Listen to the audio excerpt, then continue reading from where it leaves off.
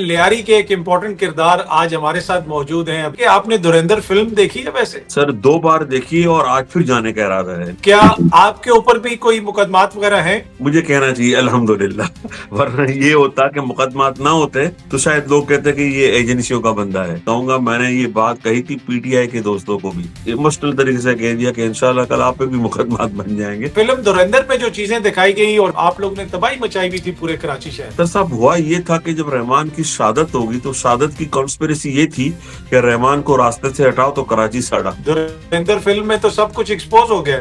तो उस वक्त की एस्टेब्लिशमेंट को कराची कंट्रोल करने के लिए एक जरूरत पेश आई तो उन्होंने एक नया कैरेक्टर क्रिएट किया, अल्ताफ हुसैन। अब आगे आप जानना चाहेंगे तो मैं और कुछ बातों का भी इंकशाफ करूंगा। जो फिल्म के अंदर दिखाया गया आप लोगों के बीच में एक भारतीय जासूस भी वहाँ पे कोई आया हुआ था। हमारे पास तो एक दहशतगर्द और भी आया था, उसका नाम बता दूं आपको? आप लोगों का सियासी जमातों के साथ राब्ता था, पीपल्स पार्टी के साथ राब्ता था? मैं तो खुद पीपल्स पार्टी में था, बीबी की शहादत के एक हफ्ते बाद था। सोलक मिर्जा जो एमक्यूएम के एलिज टारगेट किलर थे जिनको बाद में फांसी दी गई, उससे आपकी बात कब हुई थी?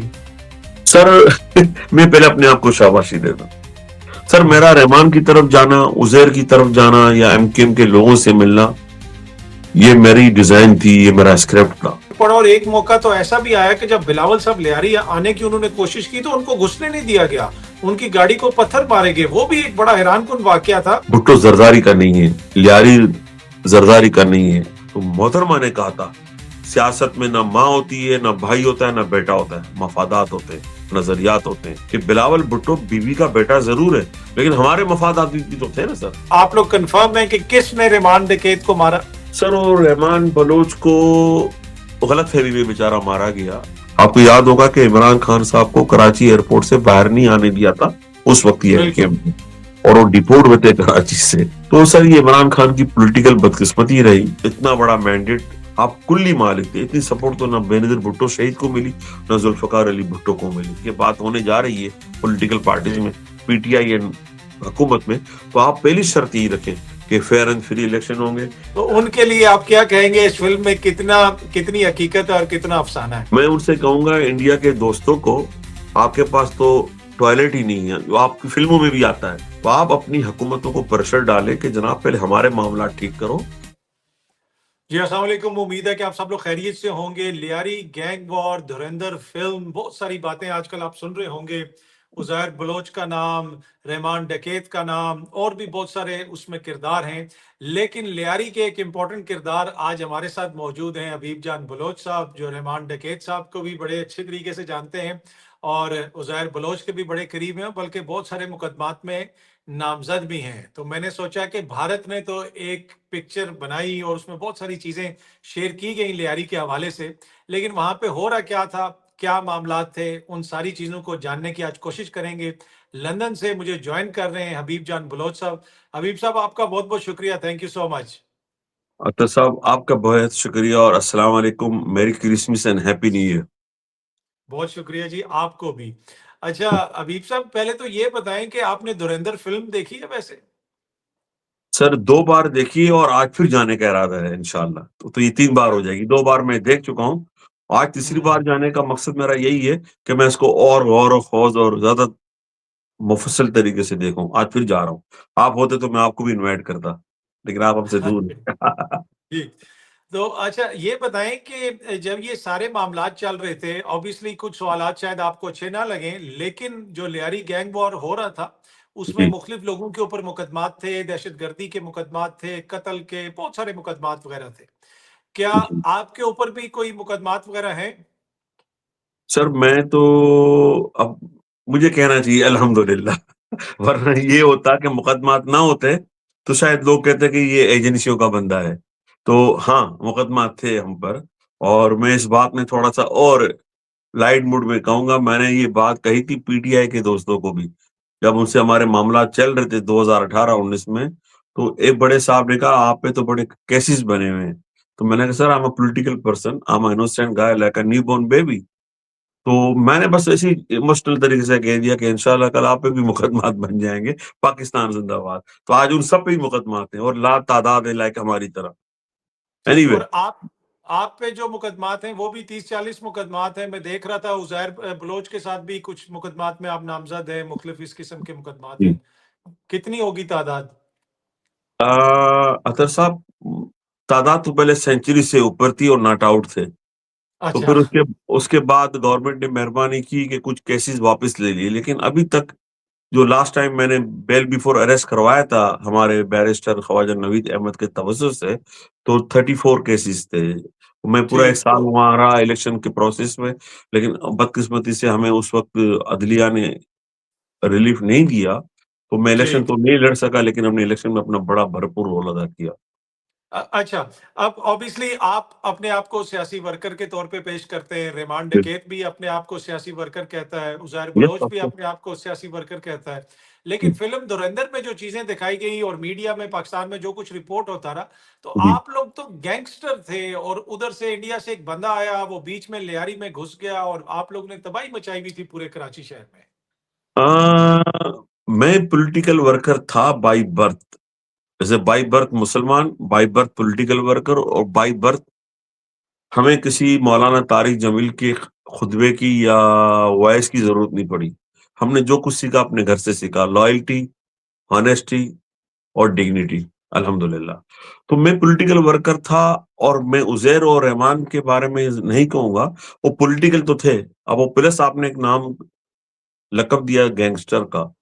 तो लियारी के अगर आप बैकग्राउंड में जाएँ बिफोर पार्टीशन अतर, तो वहाँ ये चीज़ें होती थी। दुनिया में ये है। अगर आप खुद यूके में आते रहते हैं, यहाँ एक इलाका है ब्रिक्सटन, तो वहाँ भी यही था। अमेरिका में एक इलाका है क्वींस, और जिस तरह के इलाके दुनिया में, शिकागो में है, मेक्सिको में, तो ये दुनिया की तारीख में ये चीज़ें डेवलप होती रहती हैं और wind up null and void होती रहती हैं। तो रहमान के जो वालिदैन थे, वो पॉलिटिकल थे। उज़ैर के जो वालिद थे, वो भी पॉलिटिकल थे। तो उज़ैर का पॉलिटिकल होना या रहमान का पॉलिटिकल होना कोई अचंभे की बात नहीं थी। हाँ, अच्छा, अब ये वा उज़ैर के बाद जब सॉरी, रहमान के बाद जिनको रहमान डकैत कहते हैं और फ़िल्म में भी कहा गया, उसके जी। बाद जब उज़ैर आ रहे थे, ये आपकी तस्वीर भी मैंने सामने लगाई है, तो आपने उनको बनाने में या फिर उनकी वो जो कंटिन्यूएशन थी कि कौन अगला सरदार बनेगा, उसमें भी आप उस वक़्त वहाँ पे मौजूद थे?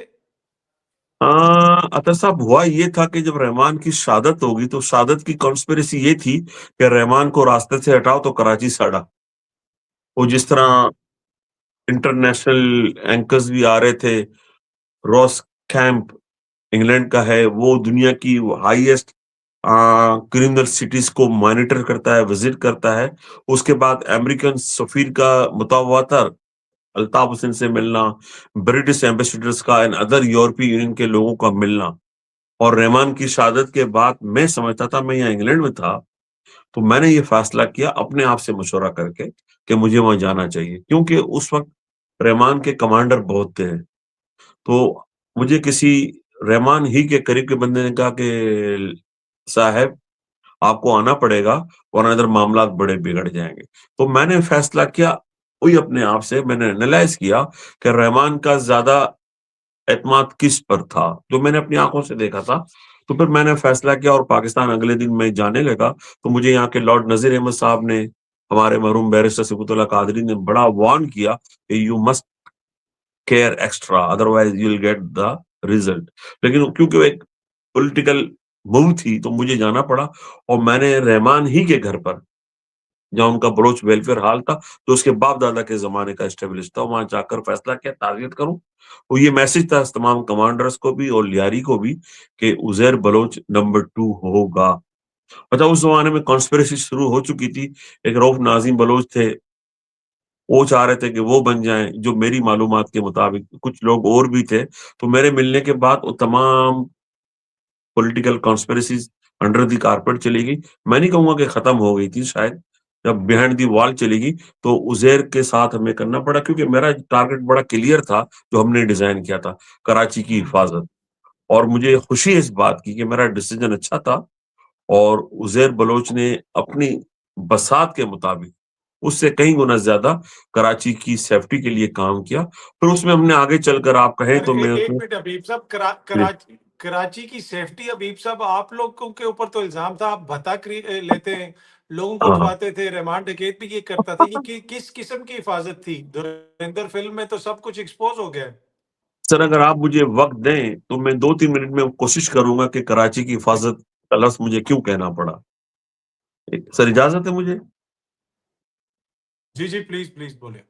देखिए सर, जब जनरल जियाउल हक का दौर हम देखते हैं तो उस वक्त पीपल्स पार्टी को वाइंड अप करने के लिए कराची की पॉलिटिक्स में या सिंध की पॉलिटिक्स में, क्योंकि कराची मीडिया सिटी था, इकोनॉमी सिटी था, पाकिस्तान का बैकबोन था और अब भी है, तो पीपल्स पार्टी को वाइंड अप करने के लिए उन्होंने कोशिश की जमात इस्लामी को डालने की।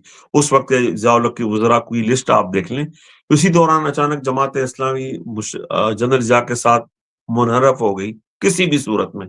तो उस वक्त की एस्टेब्लिशमेंट को कराची कंट्रोल करने के लिए एक जरूरत पेश आई, तो उन्होंने एक नया कैरेक्टर क्रिएट किया, अल्ताफ हुसैन। अल्ताफ हुसैन उस जमाने में एपीएमएसओ की पॉलिटिक्स कर रहे थे कराची यूनिवर्सिटी में और मुख्तलिफ मेडिकल कॉलेजेस में, लेकिन अनफॉर्चुनेटली उनको इतना राइज नहीं मिला और अल्ताफ डिप्रेस होके अमेरिका चले गए, अमेरिका की स्टेट शिकागो। अब शिकागो में लोग कहते हैं, मीडिया कहता है, लोग कहते हैं और बड़ा मशहूर तरीके से कहते हैं कि अल्ताफ गॉन, एंड उसने वहां स्टार्ट किया येलो कैब टैक्सी चलाने का शिकागो में। फिर उस वक्त इस्टेब्लिशमेंट ने फैसला किया और किसी भी सूरत में उनको ले आए। अल्ताफ हुसैन जादूगर थे, लफ्जों का खेल जानते थे, नफ्सियात जानते थे, उनकी तकरीर का स्टाइल था। और उसके बाद जब इस्टेब्लिशमेंट ने हाथ रखा काज़मी साहब, तो अल्ताफ का ग्राफ सांप सीढ़ी के खेल में 99 तक पहुंच गया।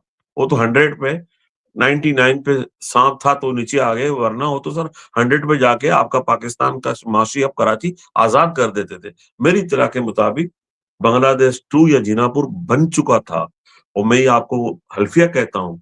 अब आगे आप जानना चाहेंगे तो मैं और कुछ बातों का भी इंकशाफ करूंगा। तो जियाउल हक के बाद अल्ताफ उस वक्त बड़ा लॉयल होगा। आई एम नॉट सेइंग कि उस वक्त गद्दार था, नहीं था। फिर मुशर्रफ साहब आए, जनरल साहब। जनरल साहब ने, अच्छा, जनरल साहब से दरमियान में बीच में नवाज शरीफ भी आए, जाम सादिक भी आए। दुनिया ने देखा कि 9-0 कौन कौन नहीं जाता था, इवन बेनजीर भुट्टो साहबा को भी जाना पड़ा। तमाम एम्बेसडर्स, सफीरान, वो मुख्तदर कुव्वतें। उसके बाद सर एक दौर आया जनरल मुशर्रफ का। आई रिमेम्बर जनरल मुशर्रफ ने कहा हामिद मीर के साथ कि मेरा दिल चाहता है कि मैं अल्ताफ को गोली मार दूं। वो क्लिप मौजूद होगा। लेकिन अचानक फिर मुशर्रफ को भी नेल डाउन होना पड़ा और अल्ताफ की बारगाह में हाजिर होना पड़ा। तो सर उसके बाद तो कराची, फिर क्या हुआ? आप बोलेंगे क्या जरूरत पेश आई? अफगानिस्तान की वॉर में नेटो की सप्लाई की अहमियत आपको पता है। उसमें एक मतलब पाकिस्तान उसका बायकॉट भी किया। जब जरदारी सदर थे, वो क्यानी साहब चीफ थे। तो हम क्या करते थे लियारी वाले, हमारा पानी नहीं, बिजली नहीं, गैस नहीं, मज़ार-ए मलक, कभी हमारे बलोचों को, हमारे सिंधियों को, हमारे कच्चियों को, या लियारी में जो लोग रहते थे उनका शनाख्ती कार्ड देख के, एड्रेस देख के उसको मार देते थे। तो हम उसका एहतजाज करते थे गुलबाई माड़ीपुर रोड पे, जहाँ से पोर्ट नजदीक है। वो उसको आप एक तरह से कह दें सारा कराक्रम, आरसीडी हाईवे वगैरह वगैरह। जब वो रोड ब्लॉक होता था तो आपकी नेटो की सप्लाई बंद हो जाती थी। अब नेटो की सप्लाई कभी 4 घंटे बंद हो, कभी 5 घंटे बंद हो, जिसका नोटिस हमारे लोगों ने तो नहीं लिया कि हमारे मसले करते, लेकिन अमेरिका ने ले लिया। और फिर जी अल्ताफ से जब टॉक हुई, अल्ताफ ने बोला जनाब is not my business, is not my fault, it's all goes to blame and allegation हम पे डाल दिए लियारी पर। उसी के बाद रहमान बलोच, जिसको लोग डकैत कहते हैं, हमने उसे सरदार बनाया था। गवर्नर सिंह सर उस जमाने के डॉक्टर इशरतुल इबाद ने, ही रैंग हिम ट्वाइस। रहमान को उसने 2 बार फोन किया। फिर उसी की कंटिन्यूटी में मुशीर दाखिला रोब सिद्दीकी, दूसरे मुशीर दाखिला मिस्टर वसीम अख्तर, और फिर उसी के तसलसल में उन्होंने अरशद पप्पू पे हाथ रखा, गफ्फार जिक्री पे हाथ रखा, और तसलसल आगे बढ़ते बढ़ते उन्होंने नबील गबोल पे हाथ रखा।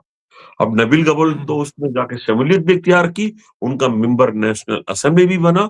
तो सर ये उस पूरी, मैंने बहुत मुख्तसर 3-4 मिनटों में जियाउल हक से लेकर जनरल मुशर्रफ इसमें तक। इसमें ये है ना कि ये जो आप जो सारी बातें बता रहे हैं कि ये हम्म, सब कुछ वहां पे गैंग बना, अरशद पप्पू का आपने जिक्र किया, बाद में उसका मर्डर भी हुआ, जो और हम्म, उसका मर्डर का इल्जाम भी रहमान डकैत के ऊपर लगा। और जी, फ़िल्म के अंदर भी बहुत सारी ऐसी चीज़ें हैं। मैं थोड़ा-सा एक फ़िल्म के साथ भी इसको जोड़ने की कोशिश कर रहा हूँ क्योंकि बहुत सारे लोगों ने हालिया दिनों में ये देखी होगी। जो फ़िल्म जी, के अंदर दिखाया गया है कि आप लोगों के बीच में एक भारतीय जासूस भी वहाँ पे कोई आया हुआ था। और वो जो है वहाँ पे बहुत सारी चीज़ें हो रही थी और बहुत कुछ उस तरीके से भारत का जो मफ़ाद है उसका दिफ़ा किया जा रहा था। तो क्या जी, जो लियारी वाले थे, जिनके ऊपर लियारी गैंग वॉर का इल्ज़ाम लगता है, आप जैसे शरीफ दोस्त हैं, आप खुद बता रहे हैं, लेकिन अनफॉर्चुनेटली गैंगस्टर उनको कहा जाता था और वो आप जो है उनको पॉलिटिकल वर्कर कह रहे हैं, लेकिन आम ज़ुबान में उनको डकैत कहा जाता था। तो ये लोग तो पाकिस्तान के फिर खिलाफ काम कर रहे थे ना आप सब लोग? जी, वो फ़िल्म में हमें पाकिस्तान के खिलाफ नहीं दिखाया, सिर्फ़ ये दिखाया कि रहमान का राब्ता नहीं, आईएसआई के मेजर से है, बिल वो असला दे रहा है कश्मीर में और इंडिया में धमाके कर रहा है। तो ये भी उनकी मेहरबानी जी, एक्चुअल जी, पता जी, क्या जी। था? पर मैं जिस उस सेंस में बात कर रहा हूँ। नहीं, नहीं, मैं उस सेंस में कह रहा हूँ कि जो आपकी एक्टिविटीज़ थी, क्रिमिनल जी, जी। एक्टिविटीज़ थी, नहीं वो सर, वो उसमें तो क्रिमिनल फिर एक्टिविटी क्रिमिनल तो तो सर किसी भी मुल्क का दोस्त नहीं होता। नहीं, सर वो क्रिमिनल क्या था जब कराची गैंग एक्टिव हुआ, मेरा मतलब है मुत्तहिदा कौमी मूवमेंट 90 तो लियारी गैंग वजूद में आ गया। वो है ना शिकवा जवाब शिकवा, एक्शन का रिएक्शन। तो ये कराची गैंग के अगेंस्ट था लियारी गैंग वार या उसको पीपल्स अमन कमेटी कह लें।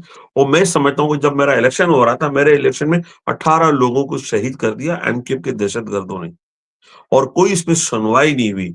कराची का सबसे बड़ा क्राइम रिपोर्टर था सैयद नजीब अहमद पैजी, जो जियो और जंग को ताल्लुक रखते थे। बड़ा दिलेर था, ताल्लुक जमात इस्लामी के ग्रुप से था। उसने कहा हबीब मैं तुम्हारी खबर नहीं छाप सकता। इसके अलावा हमने हर एक दरवाजे को नॉक किया, अतर जवाब यही मिला, सॉरी, सेफ योरसेल्फ। तो सर अब वो मैंने जैसी बात की कराची गैंग के मुखालफत में एक्शन का रिएक्शन था, लियारी गैंग और पीपल्स अमन कमेटी। और सर हमारे पास तो एक दहशतगर्द हुँ। और भी आया था, उसका नाम बता दूँ आपको? कलभूषण। जी, जी। वो लियारी वालों हुँ, के हुँ। ही ताउन से पकड़ा गया है सर और आज आपकी जेल में पता नहीं कितने साल हो गए। और मैं आपको यकीन दिलाता हूँ, काज़मी साहब, इस वक़्त पाकिस्तान के हर दूसरे घर में, हर दूसरी गली में बल्कि मुझे ये बात कहने दीजिए कि अगर आपके चैनल को कोई सदमा ना पहुँचे या कोई रुकावट ना बने, आपकी पार्लियामेंट और आपके सेनेट के अंदर भी इंडियन एजेंट मौजूद है। Ajit Deol, security adviser of mister Modi, he said clearly the all evidence are on Google and YouTube. वो कहता है कि मैं 7 साल दाता दरबार पे रहा हूँ, लंगर खाता रहा हूँ और मैं वो पाकिस्तान के खिलाफ काम करता रहा हूँ। और उसी सिनेरियो में वो वहाँ पे काम कर रहा है। लेकिन मुझे इस अफ़सोस के साथ कहना पड़ता है, कभी हमारी वज़ारत ख़ारिजा ने, कभी हमारे हुकूमती तर्जुमान ने या कभी आईएसपीआर ने उसका ज़िक्र नहीं किया। कलभूषण सर वो अगर पकड़ा गया है, तो उसमें कहीं न कहीं लियारी की मामूनत हासिल रही होगी। और फ़िल्म है ना सर, हुँ, हुँ। फ़िल्म में ये कुछ भी दिखा सकते हैं। जेम्स बॉन्ड आप फ़िल्म देखते थे, 2 लड़कियाँ यहाँ, 2 लड़कियाँ वहाँ, एक छोटी-सी गन, एक बड़ी-सी गाड़ी, बटन दबाए तो ये मिसाइल वहाँ, ये मिसाइल यहाँ, उसी मुल्क के जासूस होते थे। तो इस फ़िल्म को आप उसमें देखें, अपने क्या कहते हैं अच्छा इस एंटरटेनमेंट। एंटरटेनमेंट में अच्छा फ़िल्म में ऑब्वियसली नबील कबूल साहब का कैरेक्टर भी दिखाया गया है, सियासतदानों जी, का किरदार भी है। तो जो जी, जी। लियारी गैंग के लोग थे, एक रहमान डकैत हो जाए, उसके बाद उज़ैर हो जाए, आप लोगों का सियासी जमातों के साथ राब्ता था? पीपल्स पार्टी के साथ राब्ता था या किसी और जमात के साथ? अगर मैं आपसे बताऊँ मैं तो खुद पीपल्स पार्टी में था, बीबी की शहादत के 1 हफ्ते बाद तक और हमने और फिर जब दूसरी बीबी पॉलिटिक में या आज क्योंकि गुज़िश्ता रोज़ बीबी की शहादत थी, तो जब ये बीबी आज भी आई है ना थी, सर। जो अ, लोग प्रोटेक्ट कर रहे थे बीबी को और जहाँ पे जो जी, लोग फिर जो धमाका हुआ था कारसाज वाला, बहुत सारा जी। वहाँ पे लोग जाँबाज़ भी हुए थे, उसमें भी लियारी के लोग थे, रहमान डकैत भी वहाँ पे मौजूद था, ये सारे लोग वहाँ पे मौजूद थे।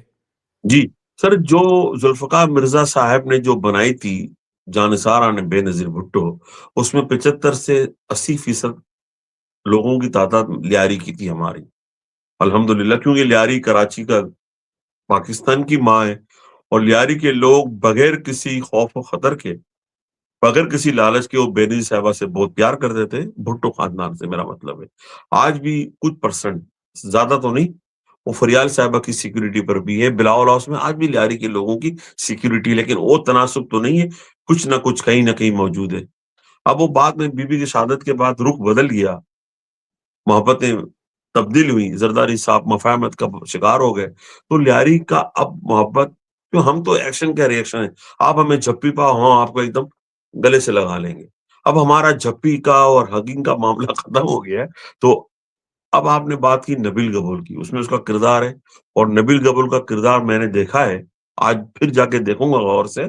उसमें एक फैमिली का जो मैटर है उसको मैं कंडेम करूँगा कि फ़िल्म में ऐसा नहीं होना चाहिए। लेकिन फ़िल्म में तो सब चलता है, फ़िल्म हिट करनी थी ना, तो उसने गाने-शाने डाल के जो बलोच कल्चर दिखाया ऐसा नहीं है। लेकिन रही नबील का जो रोल था, वो बड़ा सियाह रोल था, बड़ा गद्दाराना रोल था कि अगर ये बलोच भी है और सरदार भी है, तो सरदार ना मुखबिरी करते हैं, ना अपने लोगों की पीठ में छुरा घोंपते हैं, ना अपने लोगों से दगा करते हैं। तो नबील कपूर का जो किरदार है, उससे कोई पूछे कि भई आप एमक्यूएम में क्यों गए थे? वजह क्या थी? हम्म। अगर हमारी एस्टेब्लिशमेंट उसको पकड़े और टॉर्चर करे, जनरल फैज़ हमीद की तरह और दूसरे लोगों की तरह, तो वो भी दस देगा कि मैं तो अल्लाह एमक्यूएम में रहम क्यों करे, गया। ऐसा तो पाकिस्तान में ऐसा नहीं होता, आइन और कानून के मुताबिक चीजें चलती हैं। नहीं सर ऐसा कर दे, मैंने पाकिस्तान रिक्वेस्ट की है, मैंने रिक्वेस्ट की नहीं, है। आप कोई और रिक्वेस्ट करें, ये रिक्वेस्ट ना करें। अच्छा ये बताएं, रहमान के जमाने में भी सुना था कि आप लोगों के एमपीए भी बनते थे, कोई खातून एमपीए को भी बनाया गया और रहमान ने उनको रिकमेंड किया। और फिर उज़ैर जब आ गया, क्या जब उज़ैर आया तो एक जमाने में ये भी खबर आई कि इवन के जरदारी साहब ने कोई पैसे वगैरह भी दिए, उनसे भी राब्ता था। सर वो रहमान के ज़माने में पॉलिटिकल एनवायरनमेंट इतनी नहीं थी, लेकिन वो बल्दियाती सतह पर थी। वो एक फयाज़ खान बनाया था, नाज़िम उन्होंने, वो था। लेकिन जो जी। आपने एमपीएस की बात की और एमएनएस की बात की, वो उज़ैर के ज़माने में बिल्कुल हुआ है और मैं भी उसमें स्क्रिप्ट में शामिल था। टारगेट ये था कि लियारी में लियारी के लोग हों, ताकि हम अपने लियारी के लोगों को आसानी के साथ उनकी अप्रोच उनके साथ हो। नबील गबूर जब भी एमएनए बनते थे, वो डिफेंस में रहते थे शुरू दिन से, तो लोगों को जाना पड़ता था, अपना टीए-डीए खर्च करना पड़ता था। तो जब हमने ये कॉन्सेप्ट रखा, तो मैंने सबसे पहले अपने आप को पेश किया कि मैं भी लंदन में रहता हूँ, I am not become MPa और एमएनए, जिस पे लोग बड़े खुश हुए लियारी के। तो हमने उस ज़माने में लियारी का जो मैकेनिज्म हमने बनाया था, सनिया नाज़ बलोच, वो हमारे दरमियाने इलाके की गरीब की बेटी थी। हमने लियारी को तक़सीम किया ए, बी, सी ज़ोन में और सी ज़ोन से हमने लिया शाहजहान बलोच को, जो हमारे एमएनए थे। वो कौंसिल का जब था वो चेयरमैन टाउन कमिटी का, उसकी परफ़ॉर्मेंस बहुत अच्छी थी। इसी तरह हमने लियारी में, क्योंकि हमारे यहाँ लियारी मल्टीकल्चर आबादी है, जावेद नागोरी जो उर्दू बोलने वाले थे, उनको एमपीए बनाया। तो उसी दौरान मुज़फ़्फ़र टप्पी एक किरदार था पीपल्स पार्टी का, अब भी है लेकिन वो दुबई में फ़ाल है। वो उसने फैसला किया कि इलेक्शन वो लियारी से लड़ेगा। तो जब हमने हमारी बात पहुँची तो उसने बड़ा प्राउडली कहा लोगों से, ये लियारी वाले 2-5 हज़ार देंगे, ये बैठ जाएँगे। और उसने ये किया, लोगों को मोटर बाइक, सुज़ुकी कार और कैश मनी दिया, लेकिन लोगों ने बोला कि ये अपने पास रखो, हम हमारे लोगों ने फैसला किया, हमारे बड़े लोगों ने कि हमारा मेंबर पार्लियामेंट हमसे ही होगा। तो याद होगा आपको, ना नबील को टिकट मिली और ना मुज़फ़्फ़र टप्पी को मिली। तो ये दुश्मनी का आगाज़ हुआ था कि उन लोगों ने फैसला किया कि वो होता है ना, बादशाह को वज़ीर की राय तो अच्छी लगती है, लेकिन वो फैसला कुन अंदाज़ अच्छा नहीं लगता। तो ये एक बेसिक वजह थी। दूसरा सवाल आपका था पैसे। हाँ, ये हुआ है वाक़या। जब ऑपरेशन खत्म हुआ 8 दिन 10 दिन का, इसमें पानी बंद, गैस बंद, बिजली बंद, मार्केटें बंद, सप्लाई लाइन लाइन बंद, हमें चारों तरफ से घेर लिया गया था, लाइक अ कश्मीर और लाइक अ फ़लस्तीन। लेकिन वो क्योंकि लिहारी के लोग बड़े। ये कौन से साल में था हबीब साहब? सर ये 2012 का वाक़या है। जब चौधरी असलम वगैरह भी वहां पे गए हुए थे, एपीसीज गई हुई थी और जी, पूरा जी। वहां पे ऑपरेशन और अब बिल्कुल। चौधरी असलम को सर अब ये भी एक बात डाल दूँ, चौधरी असलम बहुत अच्छा इंसान था, मेरी भी उससे सलाम दुआ थी। लेकिन जब 200 से ज़ायद पुलिस अफ़सरान को शहीद किया गया कराची में, मुत्तहिदा की तरफ से, ये बात बड़ी खुली-डुली है। तो 3-4 अफ़सर थे जिन्होंने मज़ाहमत की थी और उन्होंने कराची ही में रहना पसंद किया। कुछ अफ़सरान चले गए लंदन और अमेरिका, जो आज भी वहाँ मौजूद है, मैं उनके नाम नहीं लूँगा कि उनको वहाँ अमेरिका में, लंदन में नुकसान ना पहुँचे। तो सर चौधरी असलम ने मांड वाली की बकौल इंडियन फ़िल्मों के और उसको सऊदी अरब जाना पड़ा उम्रे पर और वहाँ उसने रऊफ़ सिद्दीकी के हाथ पर बैत की और यकीन दिलाया कि I am loyal with Altaf Hussain ठीक है मैं जॉब करता हूँ but I am not loyal with रियासत या स्टेट। उसके बाद वो कराची में आया और उसको फ्री हैंड मिला। और दूसरा एक अफसर था राव अनवर, उस पे जरदारी साहब का हाथ था उन दिनों में। तो उसकी सेफ लाइब्रेरी, बाकी जितने भी थे ऑपरेशन कराची में, सब कुछ चुन चुन कर घरों में घुसकर, यहाँ तक कि जुम्मे की नमाज के खुतबे के दौरान एक अफसर था, तौफीक नाम था मेरा ख्याल है, उसे शहीद किया गया। जिशान काजमी, हम्म। बहादुर अली, खालिद रांझा, ऐसे बहुत सारे लोग थे अतर। हाँ, तो अब आते हैं बात जरदारी साहब पे। तो ये 2000 ऑपरेशन जब में जब आप ऑपरेशन बता वगैरह, रहे थे कि जब ऑपरेशन हो रहा था, लियारी को घेरा हुआ था, वो आप बता रहे थे वहां वहां से ही। फिर जरा ऑपरेशन खत्म हो गया, लियारी नाराज था, दरो दीवार खून आलूद थे, हर दूसरे घर से एक जनाजा निकला था। तो पीपल्स पार्टी में कुछ लोगों की कमेटी बनी जिसमें सेनेटर यूसुफ बलोच, सईद गनी मौजूदा वजीर, कादर पटेल मौजूदा एमएनए, उस कमेटी ने मामलात को आगे बढ़ाया और उनकी शर्त यही थी कि माइनस हबीब जान। हमें फोन आया दोस्तों का, कमेटी का, बुजुर्ग कमेटी का। मैंने कहा मुझे 10 गालियां दे दो यार, आप इस लियारी के मामलात को हल करो। 2 बातें मैंने उसमें कही जो मैं ऑन रिकॉर्ड नहीं कहना चाहूँगा।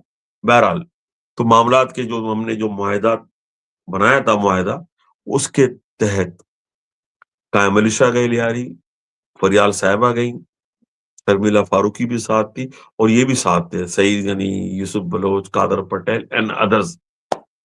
और उन्होंने under the carpet, behind the wall जो मामलात हुए थे, वो हुए और उज़ैर ने एक-एक पाई, एक-एक पैसा उन मुतासरीन को दिया, यहाँ तक कि जिनके गधे मारे गए थे। गधा हमारा सोर्स ऑफ इनकम है, हमारे मज़दूर का, ताकि उसको भी, और अब्दुल सत्तार ऐधी भी उसमें शामिल थे और ऐधी साहब ने भी गधों का कंपनसेट यूँ किया कि उनका जो सिंध में जो था ईदी सेंटर, वहाँ से उन्होंने वो गधे हमें प्रोवाइड किए, हमारे गधा गाड़ी वालों को। तो सर ये वो पैसे लिए थे, तो हम्म। अच्छा आप कहेंगे ओपनली क्यों उन्होंने अनाउंसमेंट नहीं किया? उन्होंने इसका जवाब यूँ दिया कि फिर एमक्यूएम शोर करेगी। हमने कहा हम्म। दरगुज़र करते हैं और हमने ये किया। और मैं ये बात अब अलग-ऐलान करता हूँ कि मफ़ाहमत के बाद अच्छा हम भी गवर्नमेंट को टॉपल करना नहीं चाहते थे, डिस्टर्ब करना नहीं चाहते थे। हम ये चाहते थे कि आज भी मैं पीपल्स पार्टी में शहीद भुट्टो का, बेनज़ीर भुट्टो को लॉयल हूँ। अगर ज़रदारी साहब या फरियाल अदील साहबा बात करना चाहें, हम बात करने के लिए तैयार हैं। हमने पहले भी बात की थी और आज फिर बात करते हैं और आपके तवज्जुह से मैं कहता हूँ कि आप लियारी के लोगों से अलल-ऐलान माफ़ी माँगे, 2012 के ऑपरेशन पर। उनको कंपनसेट करें शोहदा की फैमिलीज़ को। चले मैं अब फिर कहता हूँ मेरे भाई को ना करें। मेरा भाई भी तो शहीद हुआ है ना। लेकिन जो वो लोग शहीद हुए हैं, मासूम हम्म। लोग, बच्चे, बड़े, बूढ़े, जो माएँ हमारी बेवा हुई हैं, जो बहनें हमारी बेवा हुई हैं, उनको कंपनसेट करें। और अच्छा, आखिर में आपका आपका भाई कब टारगेट हुआ, कौन से साल में? सर 2015 में, वो था महीना मई का सर। ये यूँ करते थे सर ये अल्ताफ भाई को तोहफ़ा देने के लिए, गिफ्ट देने के लिए कि उसके सालगिरह के करीब किसी न किसी को शहीद कर देते थे। डॉक्टर परवेज़ महमूद शहीद किए 17-16 सितंबर को। इवन इमरान फारूक को भी उन्होंने शहीद किया इन्हीं तारीखों में, कि अल्ताफ भाई हो खुश हो जाएँ। और इन्होंने शहीद किया ज़फ़र बलोच को उन्हीं तारीखों में, और मेरा भाई शहीद किया इन्होंने सर दौलत मिर्ज़ा की फांसी के 1-2 दिन बाद।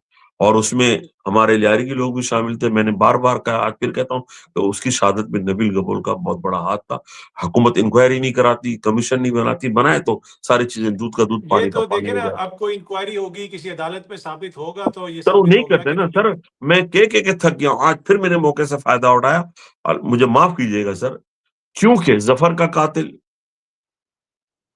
मेरे भाई मुजाहिद का कातिल, और ऐसे कहीं बेगुनाह बलोचों का कातिल, कच्छियों का कातिल, सिंधियों का कातिल, लियारी के उर्दू बोलने वालों का कातिल कोई और नहीं है, जिसका मैंने नाम लिया। मैं फिर कहता हूँ एक कमीशन बने, और आप भी जाते-जाते एक ज़रूर बात कीजिएगा मौजूदा अदालतों से, फील्ड मार्शल से, कि प्लीज़ अल्लाह ने आपको बड़े इख्तियारात दिए हैं, बड़ी इज़्ज़त दी है, आप इसका कमीशन बनाएँ, तो आपको पाकिस्तान का गद्दार भी मिल जाएगा और मासूम लोगों का कातिल भी मिल जाएगा सर। पर लियारी में तो अब दोबारा वहां पे मेरे ख्याल में नबील कबूल साहब इलेक्शन भी शायद लड़े हैं वहां पे, और पीपल्स पार्टी तो दोबारा मजबूत है, तो आप लोगों से क्यों वो किसी किस्म तो की सर कोई। कोई मजबूत नहीं है सर, हमने कहा ना फेयर एंड फ्री इलेक्शन हो। फिर इस मर्तबा पीटीआई का नुमाइंदा जीता था यासिर बलोच, लेकिन क्योंकि मफाहमतें हो गई थी और मफाहमत के बाद रिजल्ट आपके सामने। यासिर बलोच पीटीआई का टिकट होल्डर था, उसने बहुत बुरे तरीके से नबील को 10 से 12,000 वोटों से शिकस्त दी है। दी थी नहीं, दी है। आप अदालत ले जाएँ, लेकिन चलिए हम कहते हैं कि जो पिया मन भाए, हम उस पे खामोश हो जाते हैं। तो सर, जो इलेक्शन हुआ आपको पता है, 2018 का इलेक्शन भी, 2024 का तो इलेक्शन भी, दो 2018 के इलेक्शन से पहले तो शायद आप भी पाकिस्तान आए थे।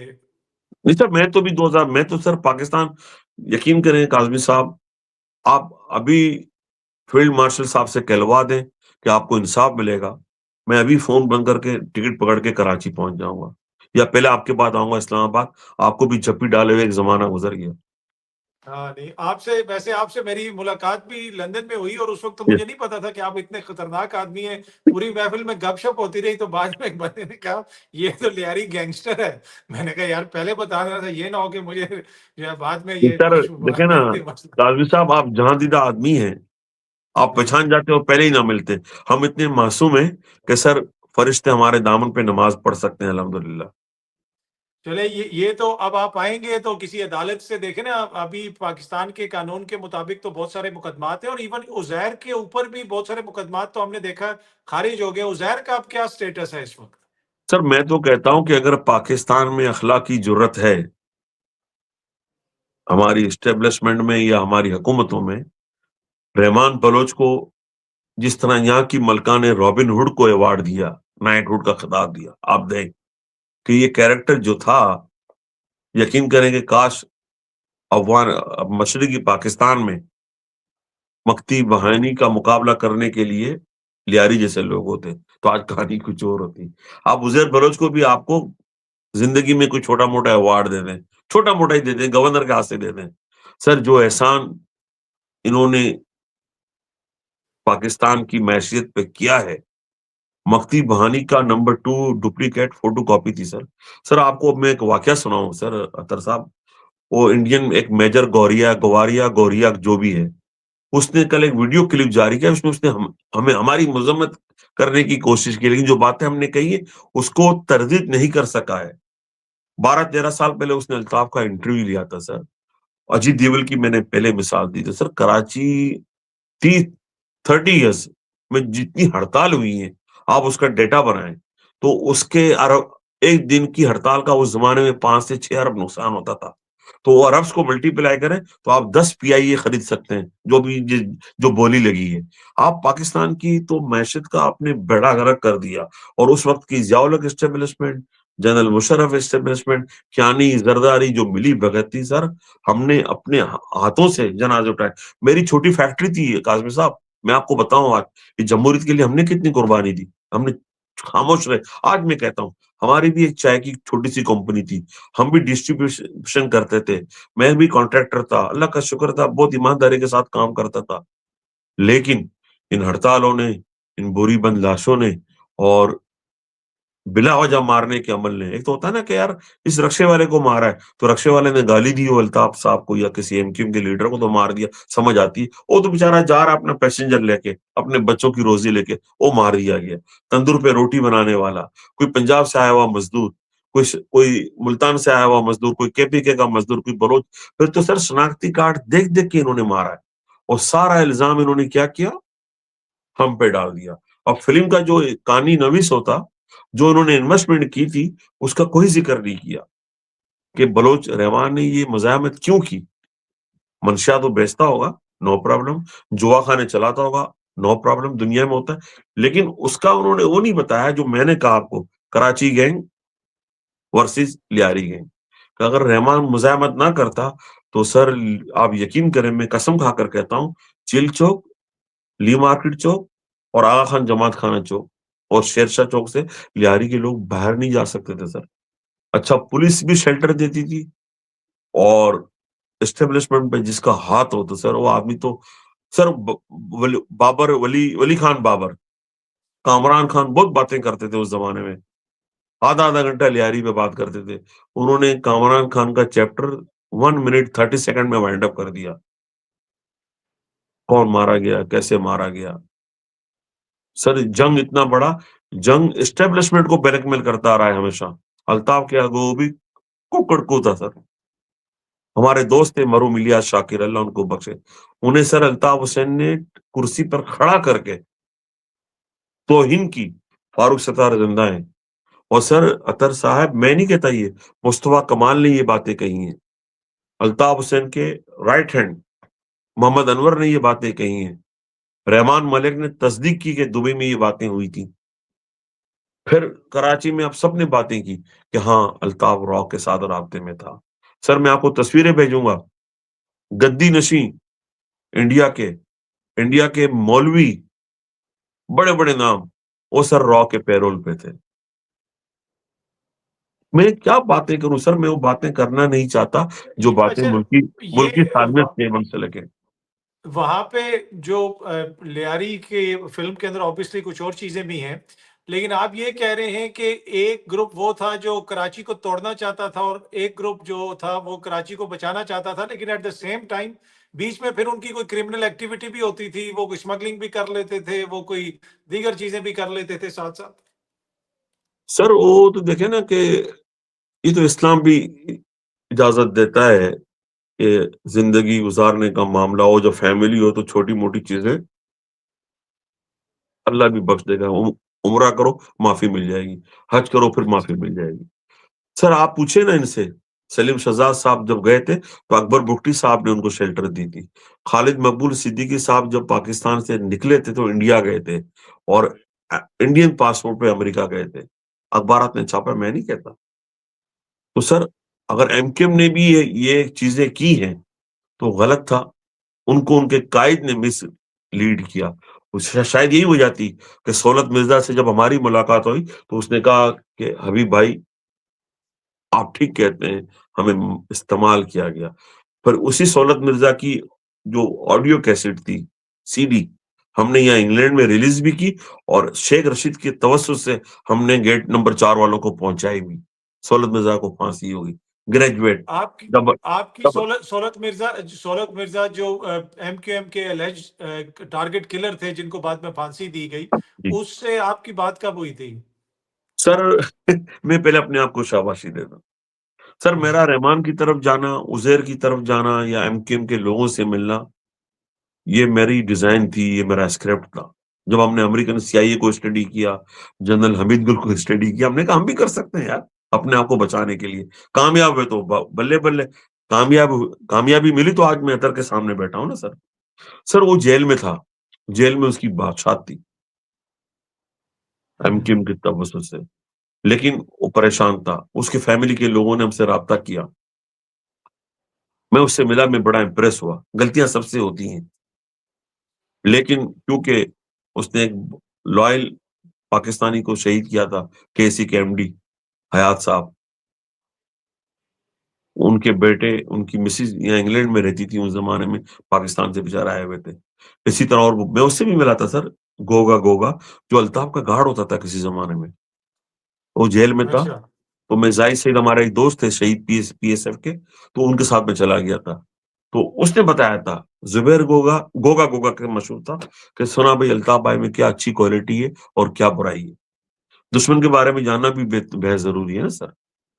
तो मैं उससे मिला था और उसके बाद फिर मैं आपको आज एक और इंकशाफ करूँ अतर, मैं शायद इंडियन वाले मामले पे यकीन नहीं रखता, लेकिन जब मुझसे राब्ता किया फैमिलीज़ ने, मैं उनसे मिला, अपने आप को खतरे में डालकर, उन्होंने कहा, कस्में उठाकर, कुरान उठा कर के उन्होंने कहा कि उन्होंने इंडिया में ट्रेनिंग ली है, 3 महीने, 6 महीने, और उनके हैंडलर जो थे, वो सारे के सारे बड़ी-बड़ी दरगाहों के गद्दी नशीन थे, इंडिया के।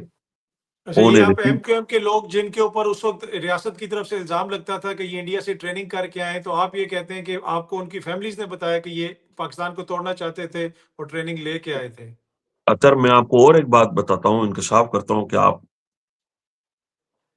इंग्लैंड में डॉक्टर ज़ुल्फ़िकार मिर्ज़ा के तवस्सुस से हमने कई फैमिलीज़ को यहाँ पर असाइलम दिलवाया, गवाहियाँ दी जाकर हमने, जिसमें ज़ुल्फ़िकार मिर्ज़ा ने माली तौर पे भी मदद की। जब वो खामोश हो गए, तो फिर उसके बाद जो मामला थे वो हमने देखे।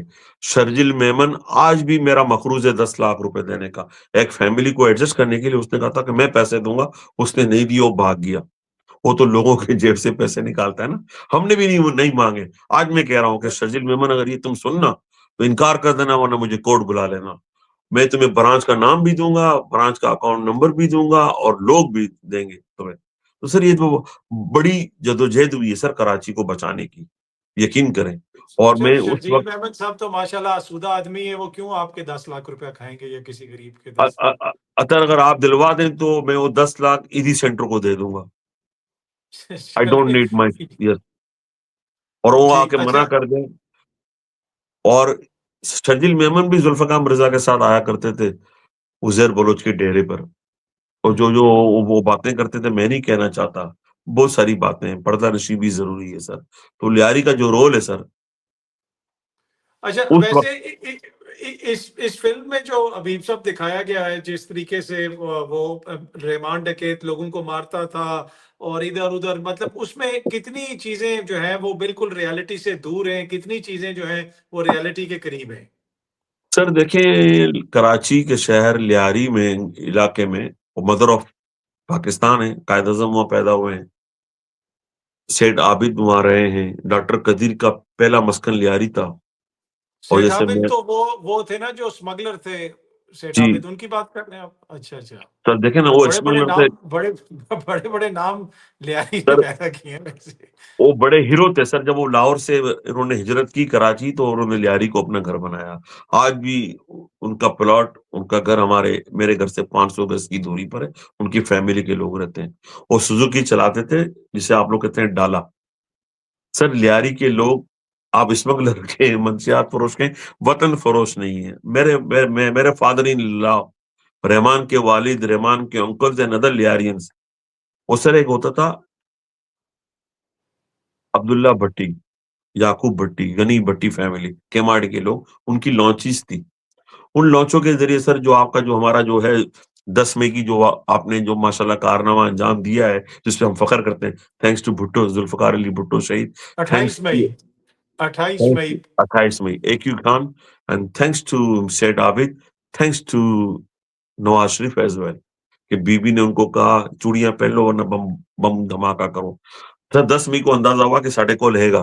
तो सर सेठ आबिद का बड़ा रोल था, लियारी का बड़ा रोल था, जो उस डॉक्टर कदीर साहब ने तो एक मर्तबा कॉलम भी लिखा और एक्सेप्ट किया कि लियारी के लोगों की बड़ी मदद थी। तो सर आज वो लॉन्च चलाने वाले, उनकी औलादों को आपने अगर एंटरटेन नहीं किया, रोज़गार नहीं दिया, अगर उन्होंने 1-2 जगह चरस बेच दी तो चरस भी बुरी चीज़ नहीं है।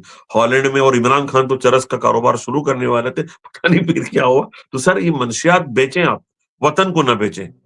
तो मैं ये फ़ख्र से नहीं वो कहता हूँ, एलियारी वाले नहीं वो मंशियात फ़रोश तो हो सकते हैं, वतन फ़रोश नहीं, अल्हम्दुलिल्लाह। तो नहीं, पर मंशियात भी तो देखें ना, कोई अच्छी चीज़ नहीं ना, मंशियात के अलावा और भी बहुत सारी चीज़ें हो सकती हैं, कारोबार तो बहुत सारे हो सकते हैं, मंशियात से नस्लें पूरी-पूरी तबाह हो जाती हैं हबीब साहब। सर आप देखें ना नहीं सर तो ये देखें ना तो अब वो रहमान बलोच या कोई और बलोच या कोई और पठान या कोई और माजिद या कोई सिंधी जो बेचता है मंशियात, मंशियात आती कहाँ से है? उसके फैसिलिटेटर्स कौन है? सर ये तो बात बहुत गहरी चली जाएगी। मसला ये है कि आज मेक्सिको की दीवार तो नहीं बनी। मेक्सिको के लोग आ रहे हैं, ट्रम्प ने बड़ी कोशिश की। यहाँ पे सर अब मैं इंटरनेशनल बात नहीं करना चाहूँगा, बात इधर-उधर हो जाएगी। तो सर कुछ चीज़ें ज़रूरी होती है। आज आप बलूचिस्तान की मसाइल को हल नहीं कर सकते। तो सर डीज़ल को आने दें 10-15% और वो डीज़ल आपकी फैसलाबाद की मिलों को चलाता है। वही डीज़ल आपके कारखाने चलाता है। वही डीज़ल पेट्रोल आपकी मैशत को बूस्ट करता है। वो शेख रशीद साहब थे उस ज़माने में, हम बंद कर देंगे। यार फैसला ऐसे ना करो। अब जैसे मैं कहूँगा अफ़गान मुहाजिरीन, 35 साल आपने उनको मुहाजिर ही रखा। हम यहाँ 3 साल के बाद ब्रिटिश हो गए। दुनिया के लोगों ने अफ़गानियों को फैसिलिटेट किया। 2 मिलियन, 1 मिलियन डॉलर लेके उनको नेशनैलिटी दी। सर ऑक्सफोर्ड स्ट्रीट आपके लंदन की आधी से ज़्यादा अफ़गानियों के पास है। कल मैं बर्मिंघम में था, बर्मिंघम की हाई स्ट्रीट अफ़गानियों के पास है। वो बिलियंस का बिज़नेस करते हैं। वाहिद पाकिस्तान है मेरा, जहाँ पर अफ़गानी को हमने ₹500 लेकर जाली शनाख्ती कार्ड दिया और वो लड़की शरबत गुललई थी, क्या थी, जिसका फ़ोटो छापा था न्यूज़वीक मैगज़ीन ने। उसको हमने जी, जी। जाली शनाख्ती कार्ड देकर गिरफ्तार किया। जबकि वो हमारा प्राइड थी, वो हमारी एम्बेसडर थी। हम उसको कहते हैं कि हम्म, पाकिस्तान इतने बड़े दिल का है कि 3 मिलियन 4 मिलियन लोगों को पनाह दी। उसी शरबत गुलाली को हामिद करज़ई या अशरफ करज़ई, जो भी अशरफ गनी जो है, उसको वहाँ ले जाके उसने वो किया। तो सर हम आज कल लाहौर में से दुकान लूटी एक अफ़गानी की आपने। लोग सर इस तरह लूट रहे थे जैसे मुजीबुर रहमान का बंगला लूटा था उन्होंने, बंगालियों ने। तो सर हमारा तो किरदार बड़ा मशकूक है सर। अगर लियारी वाले भी बोलते हैं हमारा क्या लेना-देना, बल्कि अरे बेल्ली घर की कहाँ, जिस तरह पंजाबी कहते हैं सानू की, बलूची में हम्म, कहते हैं घर की कहाँ यार। लेकिन रहमान ने, तब मैं गवाह हूँ इस बात का, काज़मी साहब मैं बड़े धड़ल्ले से कहता हूँ कि डॉक्टर इरशादुल लिबात ने 2 बार फ़ोन किए, बड़ा प्रेशर डाला, रियासत उनके कंट्रोल में थी, पुलिस, फौज, रेंजर्स सब कुछ, लेकिन उस रहमान ने मना किया। वो चाहता तो सर वो बोलता है join us, enjoy the life. Sir मैं आपसे एक और सवाल करूँगा, हम्म, सर जनरल मुशर्रफ रिटायर्ड होकर अल्ताफ की सालगिरह पर ये डांस कर गए हैं अल्हम्दुलिल्लाह, गज़ल भी गा कर गए। अब अल्ताफ को गद्दार मैंने नहीं कहा सर, आपकी रियासत के लोगों ने कहा, आईएसपीआर के तर्जुमानों ने कहा उस वक़्त। इन उसी सालगिरह का जो जो मधु था, पीजे मीर से पूछ लें आप कि कोई सालगिरह ऐसी आपने अटेंड की है? जी, मोहम्मद अनवर जो राइट हैंड था अल्ताफ का सर, उसने कहा है कि हाँ, हम मिलते थे दुबई में। तारिक मीर ने कहा है। तो सर अब मसला है कि लियारी के लोगों को आप इज़्ज़त नहीं देते तो बेइज़्ज़ती भी ना करें। आपका पाकिस्तान होगा इस्लामाबाद, अतर आपका पाकिस्तान होगा लाहौर, हमारा पाकिस्तान लियारी है, 17 लाख की अच्छा। आबादी। अच्छा, ये जो लियारी में आपने इलेक्शंस की बात की और सियासत की भी बात की, उसमें हमने देखा कि 2018 में वहाँ पे पीटीआई को काफ़ी वोट पड़ा और एक मौका तो ऐसा भी आया कि जब बिलावल साहब लियारी आने की उन्होंने कोशिश की, तो उनको घुसने नहीं दिया गया। उनकी गाड़ी को पत्थर मारे गए। वो भी एक बड़ा हैरानकुन वाक़या था, स्पेशली फॉर लियारी, इसलिए कि लियारी तो हमेशा से भुट्टो खानदान के पीछे खड़ा होता था। सर लियारी भुट्टो खानदान का था, है, आज भी है। भुट्टो ज़रदारी का नहीं है, लियारी ज़रदारी का नहीं है, लियारी किसी मफाद परस्त का नहीं है। लियारी के लोगों ने उस वक़्त शऊर का मुज़ाहरा किया जब हिंदुस्तान, पाकिस्तान आज़ाद नहीं हुए थे। नेहरू और गांधी चाकीवाड़ा चौक आकर स्पीच करते थे सर। मौलाना मोहम्मद अली जौहर और मौलाना शौकत अली जौहर सर लियारी में रहते थे। वो तो हमारे यहाँ हेरिटेज सँभालने का ज़माना नहीं है, रिवायत नहीं है, वरना उनके घरों पे आज भी तख्ती लगा सकते हैं आप। मौलाना मोहम्मद अली जौहर और मोहम्मद शौकत जौहर, वो खालिद मियां से इतना करीब रहते थे और वहाँ उनका मुकदमा चलता था, जब जिस पे उन्होंने दीवार पे आज भी लिखा हुआ है कि हमको खुद शौक़ शहादत गवाही कैसी, फैसला कर भी चुको मुजरिम इकरारी का। सर लियारी के लोगों ने हमेशा शऊर का मुज़ाहरा किया है। हज़रत कायदे-आज़म रहमतुल्लाह अलैह लियारी में पैदा हुए थे ना। अच्छा, लियारी को मशकूक बनाने के लिए आपके तारीखदारों ने कहा जी वो लियारी में नहीं पैदा हुए। भाई घर तो उनका वही है वज़ीर मेंशन में, फिर आपने उसको सजा के क्यों रखा हुआ है? तो वैसे अब आप जिस तरह जा रहे हैं, आखिर में आपने कहना है कि अतर काज़मी साहब आप भी लियारी में ही पैदा हुए थे, आपको सर पता नहीं। नहीं काज़ी साहब, पहले मैं आपको सलाम करूँगा। आप लियारिन के नहीं, दोस्त नहीं। तो हैं ना सर? आपकी हमारी दोस्ती हुई है, तो आपको आपके दोस्त बुज़ुर्ग मुरब्बी सैयद सिबगतुल्लाह कादरी साहब क्यूसी, उनका पहला मस्कन भी लियारी था सर। अब आप बताएँ? सर ये तो है। लियारी में इलाका बना आगरा ताज कॉलोनी। आगरा से आने वाले लोगों को लियारी के लोगों ने, इन बलोचों ने वेलकम किया। जी। फिर एक गली बनाई बिहार कॉलोनी। आज भी है सर वो, उन गलियों पे रहमान बलोच ने अपने बाप के नाम का नाम नहीं लिखा, कह रहा है ये बिहारी म्यारी को मारो गोली दादल गली लिखते हैं, नहीं। आगरा ताज आज भी आगरा ताज है। और अभी जो इलेक्शन हुए थे, जमात इस्लामी जो बंदा जीता था, अब्दुल रशीद सर, वो बिहारी है। हुँ, हुँ, हुँ। तो अच्छा, लियारी के इसमें तो ये जो आप लोगों उधर जो बिलावल के साथ वाक़या पेश आया था, जब बिलावल गए वहाँ पे तो आगे से अवाम ने पत्थर वग़ैरह मारे और नबील गबोल साहब भी काफ़ी अरसा लियारी नहीं गए, वो क्या चक्कर था? सर वो लियारी के लोग बड़े गैरतमंद हैं। उनकी आप बेइज्जती करेंगे तो उनका बस जो इनके इख्तियार में था, वो उन्होंने किया। अब आप हुँ, उनके ज़ख्मों पे आपने ना ताज़ियत की, ना कंपनसेट किया, ना 2 हमदर्दी के बोल बोले और आप आ गए कि ये भुट्टो का जी। नवासा है, ये भुट्टो का बेटा है। नहीं सर, शहीद मोहतरमा बेनज़ीर भुट्टो साहिबा ने कहा था, मैं उसका, जब हम बेगम साहिबा की मोहब्बत में भुट्टो की बेगम थी, मादरे मिल्लत थी, खातून अव्वल थी। तो जब मीर मुर्तजा भुट्टो की पॉलिटिक्स में एंट्री हुई, तो जब बीबी ने मोहतरमा बेगम नुसरत भुट्टो को पार्टी से निकाला, तो कुछ लोगों ने एहतजाज किया। मैं भी शामिल था। तो मोहतरमा ने कहा था, सियासत में ना माँ होती है, ना भाई होता है, ना बेटा होता है, मफादात होते हैं, नजरियात होते हैं। तो हमने वही फार्मूला यूज किया लियारी में कि बिलावल भुट्टो बीबी का बेटा जरूर है, लेकिन हमारे मफादात भी तो थे ना सर। तो लियारी के लोगों ने, अच्छा लियारी के किसी किसी ने भी ये डिजाइन नहीं किया था। वो जो छोटा बच्चा था उसने पत्थर मारना शुरू कर दिया, अरे ये हमारे पास आ रहे हैं हमारा मजाक उड़ाने के लिए। तो वो शेरी रेवान साहब ने कहा कि मैं ले जाऊंगी, तो बोले बीबी चाचा खामो का तू तू कौन? फिर नबील ने कहा मैं ले जाऊंगा। और जितनी बार उन्होंने अटेम्प्ट किया उतनी बार ही उन्हें भागना पड़ा। और मैं समझता हूं आज भी फेयर एंड फ्री इलेक्शन हो और पीपल्स पार्टी माफी नहीं मांगेगी, कंपनसेट नहीं करेगी, दुखों का मदावा नहीं करेगी, तो लियारी के लोग वही करेंगे जो उन्होंने किया। उनका शऊर बहुत बुलंद है सर। नहीं, पर लियारी में तो इमरान खान को पिछली दफा बहुत ज्यादा वोट पड़ा था और इमरान खान मकबूल भी बहुत ज्यादा है लियारी में। सर इमरान नहीं मकबूल थे सर, मैं फिर आपको बताऊं। मकबूल पॉलिटिक्स थी, नजरिया था। जब मैं वहां गया, आसमा शिराजी जिंदा होंगी, उनसे पूछिएगा, हमने कहा था कि जनाब के एस्टेब्लिशमेंट कुछ भी मैनेज करे, लियारी को छोड़ दे, लियारी के लोगों को शऊर है। तो मैनेजमेंट एस्टेब्लिशमेंट तो चाहती थी कि सब सीटें पीटीआई को मिल जाए, सूबाई भी और कौमी भी। अच्छा मुझे तो रोक दिया, जरदारी साहब का सिंध में कंट्रोल था, मैं इलेक्शन नहीं लड़ सका। सूबाई में भी अप्लाई किया, कौमी भी अप्लाई किया, पैसे भी खर्च किए। फैसल वाडा का मुकदमा मुझसे कमजोर था, मेरा मजबूत था, लेकिन मुझे इन्होंने, मैंने कहा नो प्रॉब्लम, हम पॉलिटिक्स में रहे। सर लियारी के लोगों ने पोलिंग वाले दिन सेनेटर यूसुफ बलोच को भी दौड़ाया और दूसरे जो भी जोमा थे उनको दौड़ाया। लियारी ने अपना फैसला किया।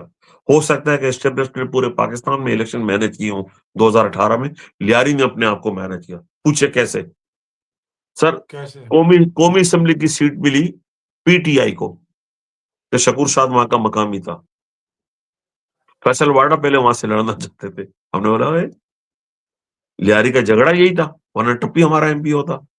सूबा असेंबली की दो सीटें थी सर, एक जमात इस्लामी को गई और एक तहरीक लब्बैक पाकिस्तान को गई। वहां से दोनों पीटीआई के नुमाइंदे को शिकस्त हुई।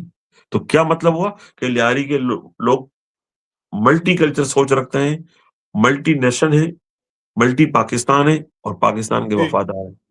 अच्छा, मैं जो पीटीआई की कराची की क्यादत थी ना, 18 के इलेक्शन से पहले हमें इस तरह की खबरें भी आई कि लियारी के लोगों के साथ भी उनके साथ राब्ता है, क्योंकि एमक्यूएम उस वक्त भी काफी वहां पे इशू था कि बाहर निकलना आपको थोड़ी सी, जिसे कहते हैं ना, मसल भी चाहिए, साथ बंदे वगैरह भी चाहिए, उसके ऊपर मैं आता हूँ। लेकिन जो आपने कहा कि हम जरदारी भुट्टो के साथ नहीं थे, हम भुट्टो के साथ थे, तो एक बिल्कुल। ऐसा वक्त भी था जिसमें लियारी के कुछ लोग, और आप भी उसमें शामिल थे, जो गनमा भुट्टो साहिबा को ये चाहते थे, मैसेज दे रहे थे कि फातिमा भुट्टो को सियासत में लाया जाए, क्योंकि असली भुट्टो वो है। और पर वो तो नहीं आई, लेकिन अब शाहनवाज, सॉरी, अब जो मीर मुर्तजा के बेटे हैं, जुल्फकार भुट्टो जूनियर, वो, उनके साथ आप लोगों का कोई राब्ता है? वो आपको कैसे मतलब नजर आते हैं सियासत में? Sir fall of Peoples Party in Lyari, हमने बड़ी कोशिश की मुस्लिम लीग नून से भी, सैयद गौस अली शाह आए भी, जिसका मीडिया में बड़ा जिक्र है, लेकिन उनकी अप्रोच यही थी कि हम खुफिया करेंगे। हमने कहा हमने चोरी तो करनी नहीं है, हम ओपन करेंगे। फिर मियाँ साहब से भी यहाँ मिले, ना चाहते हुए। फिर हमने प्रपोजल रखा कि मियाँ साहब लियारी से लड़ें, शहबाज शरीफ केमाड़ी से लड़ें और मरियम साहबा वहां से लड़ें, मलिर से। जब तक उन पे बैंड लगा था, लेकिन हमने समरी बना के मीडिया में भी दिया। हो सकता है वो बातें एस्टेब्लिशमेंट तक भी पहुंची हो और उन्हीं बातों की भी आप पे जरदारी को ब्लैकमेल किया हो एस्टेब्लिशमेंट ने। वरना लियारी तो, फिर हमने सलीम जिया से बात की, निहाल हाशमी से बात की, फिर हमने नाहिद खान से भी बात की सर। हमने कहा बाजी आ जाएं। उन्होंने कहा कि मैं आपकी वालदा की ताज़ियत के लिए आ रही हूँ, लेकिन सर पता नहीं उन्हें किसी ने कह दिया होगा कि जाओगी तो पत्थर पड़ेंगे। ऐसा नहीं था। उजैर बलोच खुद बनफ़्से नफीस मेरे घर के बाहर खड़ा था और हजारों लोग थे। घंटों के बाद भी जब नाहिद खान साहिबा नहीं आई, तो हमने कहा छोड़ो, शक हो तो आप मुनीरा शाकिर साहब हमारी एमपी थी एक जमाने में, उनसे पूछा जा सकता है। फिर आप आ जाएं। जी। हमने अयाज लतीफ पलेजो को भी कहा मुख्तलिफ चैनल के जरिए, लेकिन वो कहते थे कि मैं अपना हल्का नहीं छोड़ूंगा। हमने कहा मियाँ साहब के साथ कैंपेन चलाओ और उनसे सेनेट की टिकट ले लो, जो ईज़ी था। वो अच्छा बोलते हैं, अच्छा उनका आइडिया है। तो अब पॉलिटिकल पार्टी हम पीर पगाड़ा की तरफ भी जाना चाह रहे थे। जी। अच्छा, लेकिन मुझे मुझे याद है कि मैं उस ज़माने में लंदन में ही था, बीबीसी में था और मेरी जी, गनवा भुट्टो साहिबा से बात भी हुई थी क्योंकि मुझे ये जी। खबर पहुँची थी कि आप उनको भी कन्विंस करने की कोशिश कर रहे थे। नहीं, आपके मैं उनसे भी आपको बता राब्ते रहा हूँ ना। आपको सब पता है सर, बिहाइंड द वॉल और front of the wall. Sir Sibgatullah Qadri साहब ने मुझे गुस्सा किया, मरहूम ने। वो मेरे मेंटर भी थे, मेरे मैं डैड ज़रा भी जो थे। जो नौजवान सुन रहे हैं ना उनके लिए बता दूं, हाँ, सिबगतुल्लाह कादरी साहब बीबी के बहुत ज्यादा करीब थे, बरतानवी लॉयर थे, क्वींस कौंसल थे, पाकिस्तान के अंदर भी सियासत में बड़े मुतहरिक रहे और यूके वगैरह में जो भी कानूनी मुशावरत होती थी बीबी बड़ी अहमियत देती थी एग्ज़ैक्टली। सिबगतुल्लाह कादरी साहब को। और ज़ुल्फ़िकार अली भुट्टो भी उनकी इज़्ज़त करते थे और आज पाकिस्तानी जितने भी डील नेशनल है, उनकी भी उसमें मेहनत शामिल है। और तो सिबगतुल्लाह कादरी साहब हमारे साथ भी बहुत ज़्यादा शफ़क़त करते थे, बल्कि आपसे पहली मेरी मुलाकात भी उन्होंने ही करवाई थी और वो हमेशा बिल्कुल। बीबीसी के ही मेरे ख़्याल में या उनके घर पे कोई था फ़ंक्शन जहाँ पे मुलाकात हुई थी और वो बहुत ही मेहमान नवाज़ और बहुत शफ़क़त वाले जो है शख़्सियत तो थे। सर अगर आज वो ज़िंदा होते और लॉर्ड नज़ीर साहब पॉलिटिकल मसाइल का सामना नहीं करते तो मैं आज पाकिस्तान होता। कादरी साहब को अल्लाह गरी के रहमत करे, उन्होंने बड़ी सपोर्ट की लियारी को और लियारी के पुराने जितना अरसा रहे थे, उन्होंने लियारी का कर्ज चुकाया, अल्लाह उनको गरी के रहमत करे। सर मैं गनवा भुट्टो साहिबा से 3 बार मिला हूँ। एक बार तो हुँ। कादरी साहब भी मेरे साथ थे।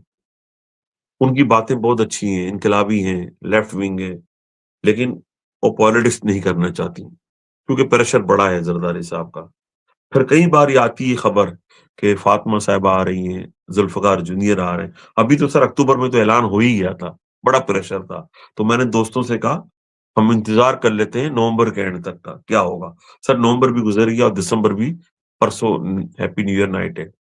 तो सर मैं नहीं समझता कि ज़रदारी साहब की पॉलिटिक्स में उनकी मज़बूती में अब तो उनको ताहयात इस्तिस्ना भी है, अच्छे याराने भी हैं, ताल्लुकात भी है एस्टेब्लिशमेंट के साथ कि ये Zulfikar junior physically, practically politics करे। ज़ुल्फ़िकार मिर्ज़ा से उम्मीद थी, उन्होंने बहुत ज़्यादा एनर्जेटिक बातें कही थी, इमोशनली बातें कही थी, लेकिन वो अचानक खामोश हो गए। अब वो हुँ। जब मैंने बड़ी इंक्वायरी की तो वो अपनी बेगम साहिबा के ज़ेर असर हैं। तो मैंने उनसे कहा 1-2 मर्तबा कि सही अगर आपको ये मसाइल थे तो फिर आप इतनी बड़ी बातें ना करते। मैं समझता हूँ कि लियारी के लोगों के साथ ज़ुल्फ़िकार मिर्ज़ा साहब ने जहाँ मेहरबानी की, वहाँ ज़्यादती भी की। तो सर ये ज़ुल्फ़िकार जूनियर, तो फातिमा भुट्टो, मैं नहीं समझता कि कभी मेरी उम्र में अगले 50 साल तक पॉलिटिक्स में आते हैं। अब तो उन्होंने शादी भी कर ली है, अल्लाह ताला उनकी ज़िंदगी को खुशहाल रखे, एक बच्चा भी हो गया है। तो रहा सवाल ज़ुल्फ़िकार जूनियर का, तो कुछ मामलात मेरे पास इत्तलात हैं जिसको मैं यहाँ डिस्कस नहीं करना चाहूँगा। जब वो आए, तो लियारी के लोग देखेंगे। सर लियारी के लोग बड़े तजिया निगार हैं। वो आपका हुँ। बीबीसी सुनते थे, लंदन की घड़ियों में 8 बजे उर्दू शेरविन और उर्दू खबरें। उसके बाद वो फैसला करते थे। सर जनरल ज़िया-उल हक से पहले अय्यूब खान, जनरल ज़िया-उल हक, फिर मुशर्रफ, लियारी टस से मस नहीं हुआ सर। वो अपने गधों गाड़ी के साथ, पोर्ट की मज़दूरी के साथ, रेड़ा बाँधे, वो अपनी उसमें खुश हैं। ये तो अल्लाह शहीद भुट्टो को गरी के रहमत करे कि जब वो दुबई का मसला बना, तो उसमें भी हमारे लॉन्च वालों ने बड़ी मोहब्बत की, मेहरबानी की। मैं खुद गवाह हूँ, हमारे इलाके में जितनी लॉन्चें थी, जिसमें मेरे इंक्लूड हमारे फैमिली के लोग, औरतें आती थी, अपना बच्चा ले आती थी। ले कहती थी, "काज़मी, मेरे बच्चे को दुबई ले जाओ।" तो काज़मी साहब आपकी तरह के हमारे बुजुर्ग कहते थे, "कल ले आओ उसको।" तो ऐसे कई लोगों को वो कश्तियों में दुबई छोड़ आते थे और दुबई ही ने फिर भुट्टो साहब ने जब पासपोर्ट दिया तो लियारी के लोगों ने जो फॉरेन एक्सचेंज भेजा, तो लियारी सर जी। कराची में ज़ुल्फ़िकार अली भुट्टो के बाद आबाद हुआ और पहला टेलीफ़ोन एक्सचेंज फाइबर का जो हुँ। बना, वो लियारी का था। पासपोर्ट अच्छा, अब मैं थोड़ा-सा ज़रा वापस थोड़ा-सा फ़िल्म की तरफ आना चाहता हूँ। ऑब्वियसली जी, इस वक़्त इंटरेस्ट तो लोगों का जो है ना वो फ़िल्म की वज़ह से हुआ। जी, उसमें जो रहमान डकैत का कैरेक्टर है, उसकी बाद हुँ, में ऑब्वियसली रियल लाइफ़ में भी असैसिनेशन हुई और जी। जिस तरह रहमान डकैत को मारा गया। कोई आपको आप लोग कन्फर्म हैं कि किसने रहमान डकैत को मारा? सर वो रहमान बलोच को गलतफ़हमी में बेचारा मारा गया। ये तो मुझे हम्म। उस वक़्त की एस्टेब्लिशमेंट के 1-2 दोस्तों ने कहा था। यार हमने तो ये प्लान था। हुआ ये था कि चौधरी असलम की क्रेडिबिलिटी बहुत खराब हो गई थी। रहमान के असलम की कस्टडी से भागने का जो किस्सा हुआ था मफरूरी का। और हम्म। फिर चौधरी असलम जो माशूक बरोई के कत्ल के वजह से जो पाबंद सलासल हुए थे 10-12 महीने। तो अब किसी तरीके से रहमान बलोच को उन्होंने पकड़ा, मुक़्तदर कुव्वतों ने, और उनके हवाले कर दिया चौधरी असलम के। कि लो जी आप फिर पकड़ा गया है, ऐलान करो और अपने पे लगे दाग मिटाओ। लेकिन चूँकि जैसे मैं पहले कह चुका हूँ 20-25 मिनट पहले कि रहमान जब पकड़ा गया, चौधरी असलम रऊफ़ सिद्दीकी को हलफ़ दे चुके थे, वो अल्ताफ़ के वफ़ादार हैं। उन्होंने फ़ौरन इत्तला दी गवर्नर सिंह इशरत अली बात को, और जो उनका फ़ैसला हुआ ये हुआ, finish finish him, finish them. उस वक़्त के वज़ीर आला सिंध सैयद क़याम अली शाह पाकिस्तान में नहीं थे, वो सऊदीया या दुबई के दौरे पर थे, और इंटीरियर मिनिस्टर ज़ुल्फ़िकार मिर्ज़ा वो शायद इटली में गए हुए थे। तो सिंध गवर्नर के रहमो करम पर था। तो फिर इन्होंने स्टोरी क्रिएट की कि जी वो भाग रहा था, हमने इनकाउंटर कर दिया। अब जो एस्टेब्लिशमेंट के लोग थे उनके पास भी यकीन करने के अलावा ऑप्शन नहीं था कि बंदा चला गया था। तो ये बात मैं इसलिए बता रहा हूँ कि सैयद नजीब पेजी और कुछ और क्राइम रिपोर्टर जिन्ना हॉस्पिटल में थे, नजीब का तो बेचारे का इंतकाल हो गया, सईद नजीब अहमद का।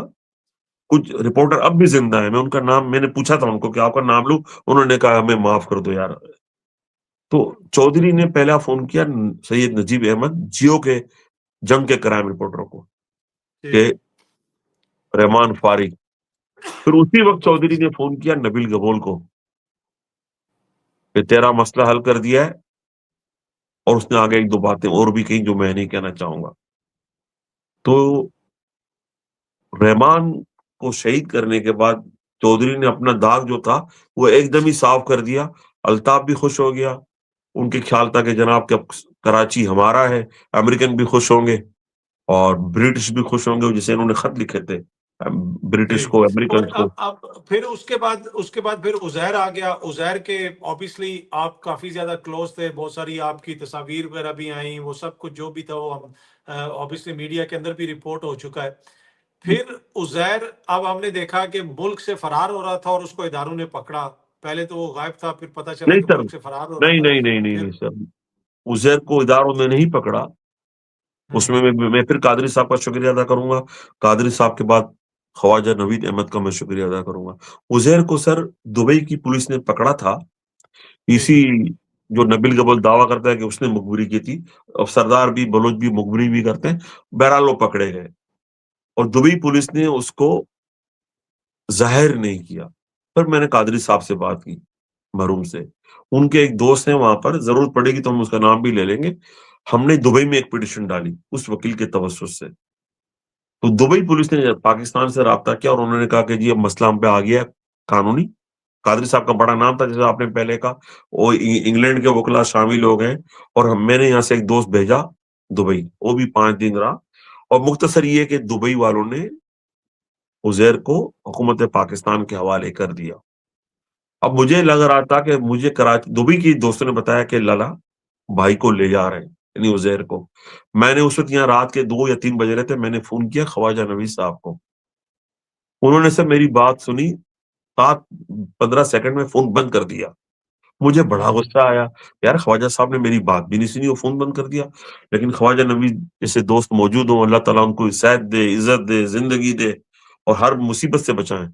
सुबह 7 बजे वो कोर्ट में मौजूद थे और तमाम चैनल जो पट्टी चलना शुरू हो गई कि barrister Khawaja Naveed Ahmed Sindh high court में उज़ैर की पिटीशन लेके मौजूद।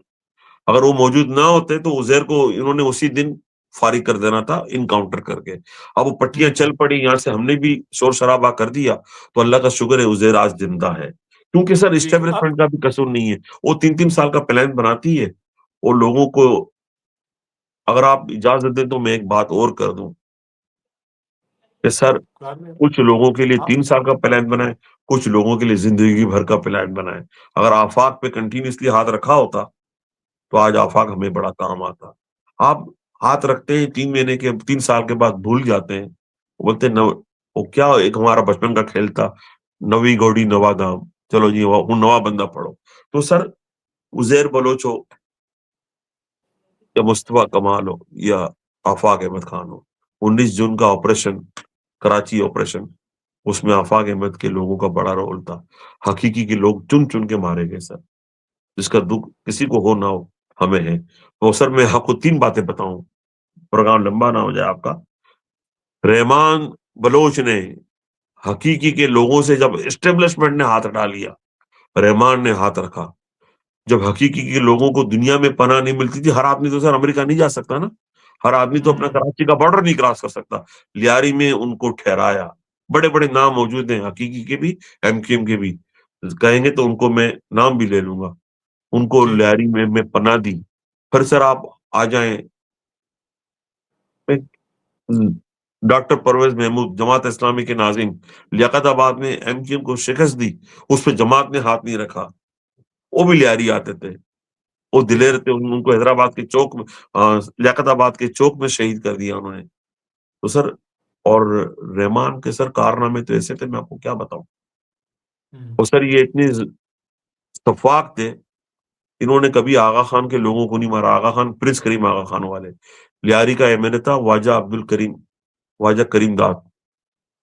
आपको पता है वो शहीद हुआ था ना लियारी में। उसका मकसद ये बिल्कुल था कि ख्वाजा करीम दाद को मारेंगे तो प्रिंस करीम आगा खान आर्मी चीफ से बात करेगा, सदर से बात करेगा और इल्ज़ाम उज़ैर पर डाल दिया था और लियारी में ऑपरेशन होगा और उज़ैर की कहानी निबट जाएगी। तो सर मैं आपसे अर्ज़ करूँ उस अच्छा था मैं कराची में मौजूद था। हमने हंगामी प्रेस कॉन्फ्रेंस की और हमने वो इल्ज़ाम अपने सर से हटाया। सर ऐसे बहुत सारे किस्से थे। बाद में सर उस हम्म, वक़्त के एस्टेब्लिशमेंट के कुछ लोग अच्छे थे, जिन्होंने हमारी बात को समझा, सुना, तहकीक की, डिगिंग की और पता चला कि यार ये सारा काम तो एमकेएम ठीक है करती है। बड़े सर अच्छा इसमें अबीब साहब अभी उज़ैर जेल में ही हैं उनके मैंने देख रहा था कि काफी सारे मुकदमात के अंदर तो उनकी बरियत भी हुई है शायद सर उज़ैर को असूलन तो पाकिस्तानी आइन के मुताबिक बाहर होना चाहिए। वो जो इनको सज़ाएँ हुई थी, वो भी पूरी हो गई हैं कानूनी तौर पे। ठीक मुकदमे भी खत्म हो गए हैं। आप अगर उज़ैर को कानूनी तौर पर नहीं छोड़ते तो पैरोल पे छोड़ दिए, वो बीमार भी है। लेकिन हम्म, क्योंकि उसके पास इक़्तिदार की पूँजी नहीं है, उसको नहीं छोड़ते। तो ये ज़ाती ठीक वाली बात है कि सर जब अच्छा आपने इतने सारे केस 50 करोड़ की करप्शन आपने अलाउ कर दी है, मफ़ाहमत हो गई है, तो उज़ैर का शुक्रिया अदा करें। सिर्फ़ ज़बान से बोल दें, सर्टिफ़िकेट ना दें, ताकि वो अपनी बच्चियों के साथ, अपनी फ़ैमिली के साथ रहे। वरना सर अगर अच्छा आपने आप उज़ैर के बाद लियारी का सरदार कौन है गैंग मतलब वो खत्म हो गया सब कुछ वहां पे नहीं, नहीं सिलसिला की सर, अभी भी कुछ खत्म नहीं है सर। वक़्त और हालात के मुताबिक सरदार भी आ जाता है। एक सरदार हमारा मौजूद है। कोई सियासी हम्म, गेम हो तो देखें सरदार भी आ जाएँगे। हम आपको अपना सरदार बना लेंगे काज़मी साहब, ऐसी क्या बात है? और जिसको आप सर आप में भी सारी क्वालिटी है सरदार वाली सर। सर सरदार क्या है? जिसमें हिम्मत है वो सरदार है। जो फेस कर सकता है वो सरदार है। तो सर लियारी का हर बच्चा सरदार है, मुझे यकीन है। उनमें पॉलिटिकल शऊर है, उनमें अखलाकी शऊर है, उनमें वतन की मोहब्बत का शऊर है, उनसे ज़मीन से वफ़ादारी का शऊर है। तो सर उज़ैर इंशाल्लाह लीड करेगा, चाहे वो ठीक जेल में है तो क्या हुआ? आप अच्छा एक आखिर में ना अब टाइम काफी हो गया घंटे से ज्यादा हो गया मैं एक चीज आपसे पूछना चाहता था प्लीज़ कि 2018 के इलेक्शन से पहले कराची के अंदर जो पीटीआई की क्यादत थी उन लोगों ने काफी आपसे राब्ते किए और जी, एक मौके पे जिस तरह आपने बताया कि शायद फैसल बॉर्डर साहब भी लियारी से इलेक्शन लड़ना चाहते थे तो ये और भी थे अली जैदी साहब थे अली जैदी जी, साहब से भी आप लोगों का राब्ता शाब्ता रहा जी। लेकिन बाद में जो लियारी के लोग थे वो बड़े मायूस लगे और उन्होंने कहा कि ये लोग तो बड़े अजीब से लोग हैं ये कोई सियासी लोग नहीं है और हमने इनका भरपूर साथ दिया लेकिन ये बाद में जब हुकूमत में आ गए ये कहीं पे हमें नजर नहीं आए सर अली ज़ैदी तो मेरे ज़ाती दोस्त हैं, हम रूममेट भी रहे हैं अमेरिका में और हम्म, बड़ा अच्छा लड़का है अली माशाल्लाह। अली ने अपनी बड़ी सैक्रिफाइस की और मेरी तो फैसल वाडा से टेलीफ़ोन पे भी बात हुई थी जब 2014 का धरना वगैरह था। आपको याद होगा कि इमरान खान साहब को कराची एयरपोर्ट से बाहर नहीं आने दिया था, उस वक़्त ही एमकेएम बिल्कुल ने और वो डिपोर्ट हुए थे कराची से, अपनी ही मट्टी पे। कोई हम्म, एस्टेब्लिशमेंट किसी आर्मी जनरल ने अल्ताफ साहब को फ़ोन नहीं किया कि यार हल्का हाथ रखें, इतनी बड़ी सेलिब्रिटी थी, वर्ल्ड कप का हीरो था, लेकिन वो बाहर नहीं आ सके। ये लियारी था लंदन में, हमने राबिया ज़िया हमारी अच्छी दोस्त रही हैं, उन्होंने भी पीटीआई छोड़ दी थी उस वक़्त बाद में।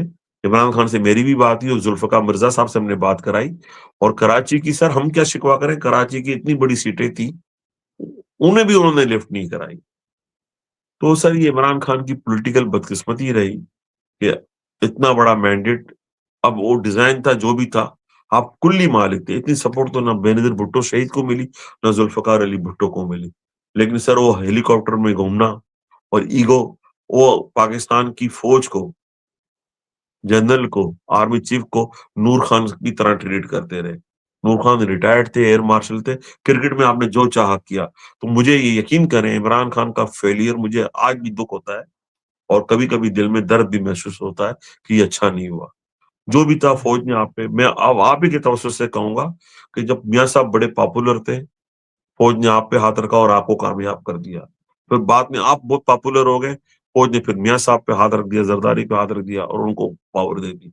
अब के आप पॉलिटिक्स करें इमरान खान साहब, आप कहें कि जी हिसाब बराबर हो गया, अब फेयर एंड फ्री इलेक्शन हो, जो जीते उसको इक़्तिदार मिले पर और आप फेयर एंड फ्री इलेक्शन करवाने के लिए कोई तैयार नहीं है ना। आप समझते नहीं, हैं कि नहीं सर, अभी जरदारी साहब या सर मियाँ साहब फेयर एंड फ्री इलेक्शन करवाएँगे? नहीं सर, जब आप पॉलिटिक्स में अभी अगर आप बात करना चाहते हैं, जो सुन रहे हैं कि बात होने जा रही है पॉलिटिकल पार्टीज़ जी। में, पीटीआई एंड हुकूमत में, तो आप पहली शर्त यही रखें कि फेयर एंड फ्री इलेक्शन होंगे। खान साहब ने 3 साढ़े 3 साल में ना इलेक्ट्रॉनिक मशीन लेकर आए, ना कभी इलेक्शन की सर वो तो प्रोसेस को देखे ना, उसमें उस वक़्त इलेक्शन कमीशन कहता था कि जो ईवीएम है, इलेक्ट्रॉनिक वोटिंग मशीन, उसमें अगर किसी ने एल्फी डाल दी तो क्या होगा? ये नहीं तो सर, वाज़ेह है कि जो लोग बस इलेक्शन मैनेज करते हैं, नहीं उन्होंने सर, कभी भी इलेक्ट्रॉनिक नहीं, नहीं वोटिंग सर मशीन नहीं देखिए ना, आने देनी। उसका भी जवाब था कि जी 1 में डालेगा, 10 में डालेगा, उसका उसका वही ना। रीइलेक्शन दो उसका बाय वो इलेक्शन तो दोबारा अच्छा, करा देंगे। क्योंकि अबीब साहब हो गए हैं 1 घंटा 10 मिनट। आखिर में मैं चाहता हूँ कोई आप कुछ चंद सेकंड के अंदर मुझे ये एक पैगाम, जो इंडिया के लोग धुरंधर फ़िल्म देखते हैं और वो हाँ, लियारी, वॉर गैंग, जी। गैंग वॉर और रहमान डकैत और ये और वो, तो मैंने कहा आज उनको हम असली बंदा भी दिखा दें लियारी का एक। तो उनके लिए आप क्या कहेंगे, इस फ़िल्म में कितनी हकीकत है और कितना अफ़साना है? मैं उनसे कहूँगा इंडिया के दोस्तों को कि जी देखें आप 1.5 अरब का मुल्क है, हम 25 करोड़ के लोग हैं। मसाइल आपके भी हैं, मसाइल हमारे भी हैं। आपके पास तो टॉयलेट ही नहीं है, जो आपकी फ़िल्मों में भी आता है, शौचालय ही नहीं है, फैसिलिटीज़ कुछ हमारे पास भी प्रॉब्लम है। तो आप अपनी हुकूमतों को प्रेशर डालें कि जनाब पहले हमारे मामलात ठीक करो और ये राफेल रखने से हाँ, जो आपके अजीत देओल ने कहा है कि हम तक़सीम हैं, हम मुंतशिर हैं, नो डाउट। लेकिन जब पाकिस्तान पे कोई बुरा वक़्त आता है, तो फिर हम यूँ हैं, हम फिर यूँ हैं। राफेल हो या रशियन आपके पास रडार हो, हम अल्लाह ने हमें ईमान दिया है और हम लड़ना जानते हैं। और फिर हमने कहा जैसे कि मशरिकी पाकिस्तान में तो कामयाब आप हो गए और आज हम फिर कहते हैं कि हम पाक फ़ौज के साथ थे, हैं, कि हमारी फ़ौज है तो हम मज़बूत हैं, दिफ़ा हो और हम लियारी वाले पाक फ़ौज की रेजिमेंट है, बगैर किसी तनख्वाह के, बगैर किसी मुराद के और हम रिटायर्ड भी नहीं होते, जब तक ज़िंदा हैं आपके साथ हैं। तो पाकिस्तान को पर आप ईज़ी ना लें आपके पास इस्तिस्ना नहीं है, ठीक है कि नहीं, और हमारे ज़रदारी पास साहब की तरह? इस्तिस्ना भी नहीं है, जनरल कोई जी, भी हो, हम जी, फ़ौज की हिफाज़त के लिए हम अपना दिफ़ा करेंगे, अपने समंदर का, अपनी ज़मीन का, पाकिस्तान आपका होगा, हमारा लियारी ही पाकिस्तान है, क्योंकि कायदे-आज़म हमारे नेबर हैं, जी, हमारे लोग हैं और जैसे हमने कहा कि जब हमारे लोगों ने इतनी बड़ी टेक्नोलॉजी में इतना बड़ा रिस्क लिया, अपनी लॉन्च, अपनी ज़िंदगी और बहुत किस्से थे, जो मैंने सुने थे जी, अपने जी। बुज़ुर्गों से, तो मैं अपने तमाम बुज़ुर्गों को, सरदार रहमान बलोच को, उज़ैर एंड बलोच को एंड उसकी हर कंपनी को, हर उस माँ को, हर उस बहन को, हर उस बेटे को, जिन्होंने 10, 11, 12, 2000 में साबित कदमी दिखाई और उस वक़्त के ज़ालिम लोगों को सबक सिखाया और हम कायम रहे। जी, इंशाअल्लाह हम यकीन दिलाते हैं पाकिस्तान को और हिंदुस्तान के लोगों को कि जब भी बुरा वक़्त आया, लियारी हर अव्वल दस्ते का किरदार अदा करेगा। अल्हम्दुलिल्लाह। पाकिस्तान जी। ज़िंदाबाद, लियारी पाइंदाबाद, अल्हम्दुलिल्लाह। हबीब जान बलोच साहब, बहुत-बहुत शुक्रिया। थैंक यू सो मच हमसे गुफ्तगू करने के लिए। Thank you sir.